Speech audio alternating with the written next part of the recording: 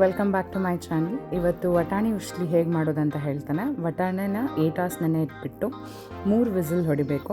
ತದನಂತರ ವಟಾಣಿ ಈ ಥರ ಆಗುತ್ತೆ.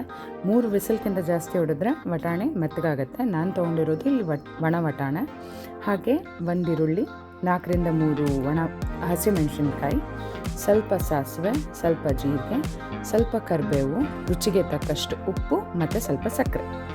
ಸೊ ಇಲ್ಲಿ ಒಂದು ಬಾಣಲೆಗೆ ಎಣ್ಣೆ ಹಾಕಿಬಿಟ್ಟು ಸಾಸಿವೆ ಚಟ್ಪಟ ಅಂತ ಇರಬೇಕು.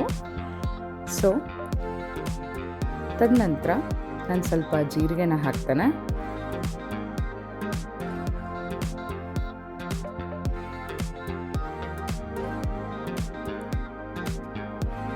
ಸ್ವಲ್ಪ ಕರಿಬೇವು, ಸ್ವಲ್ಪ 3 ರಿಂದ 4 ಹಸಿಮೆಣಸಿನಕಾಯಿ ಮತ್ತು ಈರುಳ್ಳಿ,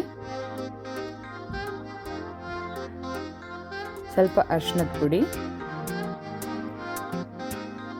ಚೆನ್ನಾಗಿ ತಾಳಿಸಿ, ತದನಂತರ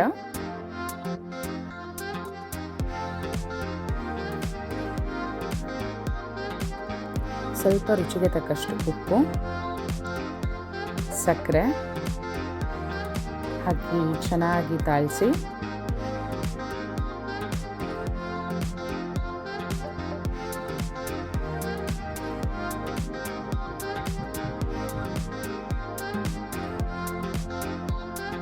ಇವಾಗ ವಟಾಣೆನ ಹಾಕ್ತಾ ಇದ್ದಾನೆ. ಸ್ವಲ್ಪ ನೀರನ್ನು ಹಾಕಿ ಇನ್ನೊಂದು ಸ್ವಲ್ಪ ಚೆನ್ನಾಗಿ ಫ್ರೈ ಆದರೆ ವಟಾಣಿ ಉಸ್ಲಿ ರೆಡಿ ಆಗುತ್ತೆ. ಅದಕ್ಕೆ ಮೇಲ್ಗಡೆ ಕಾಯಿ ತುರಿಯನ್ನು ಹಾಕಬೇಕು. ಇದ್ರ ಜೊತೆ ಒಳ್ಳೆ ಕಾಂಬಿನೇಷನ್ ಅಂದರೆ ಅವಲಕ್ಕಿ.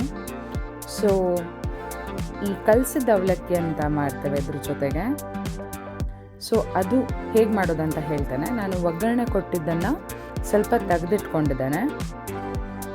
ಇದೇ ಒಗ್ಗರಣೆ ಏನು ನಾನು ಕೊಟ್ಟಿದ್ನಲ್ಲ, ದ ಸೇಮ್ ಪ್ರಾಸೆಸ್ ತೋರಿಸ್ತಾನೆ ಹೇಗೆ ಮಾಡೋದು ಅಂತ.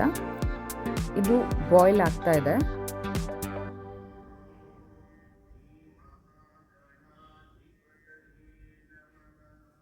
ತದನಂತರ ನಾನು ಸ್ವಲ್ಪ ಸೇಮ್ ಒಗ್ಗರಣೆನ ತೆಗೆದಿಟ್ಕೊಂಡಿದ್ದೇನೆ. ಈ ಒಗ್ಗರಣೆಗೆ ಒಂದಿಷ್ಟು ಕಾಯಿ ತುರಿನ ಮಿಕ್ಸ್ ಮಾಡ್ತೇನೆ ಇವಾಗ.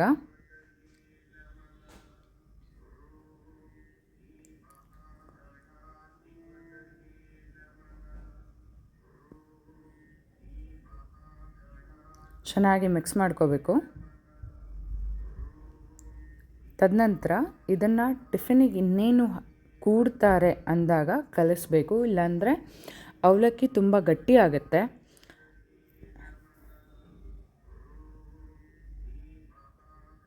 ಸೊ ನಾನು ಅವಲಕ್ಕಿಯನ್ನು ಹಾಕ್ಕೊಳ್ತಾ ಇದ್ದೇನೆ.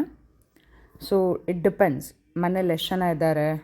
So if it is like quantity between 3 to 4 people ಸಾಕು ಇದು. ಸೊ ಅರ್ಧ ಕಾಯಿ ಹೋಳಷ್ಟು ತೊಗೊಂಡಿದ್ದಾನೆ. ಇದು ಈ ಥರ ಮಾಡಿ, ಈ ಥರ ಕಾಂಬಿನೇಷನ್ ಮಾಡಿ ತಿನ್ನಬೇಕಾಗತ್ತೆ. ಅಥವಾ ನೀವು ವಟಾಣಿ ಉಸ್ಲಿ ಹಾಗೆ ತಿಂದರೂ ನಡೆಯುತ್ತೆ. ಬಟ್ ದ ಬೆಸ್ಟ್ ಕಾಂಬಿನೇಷನ್ ಅವಲಕ್ಕಿ ಮತ್ತು ವಟಾಣಿ ಉಸ್ಲಿ. ಟ್ರೈ ಮಾಡಿ, ನೋಡಿ, ತಿನ್ನಿ. Let me know in comment section. Thank you.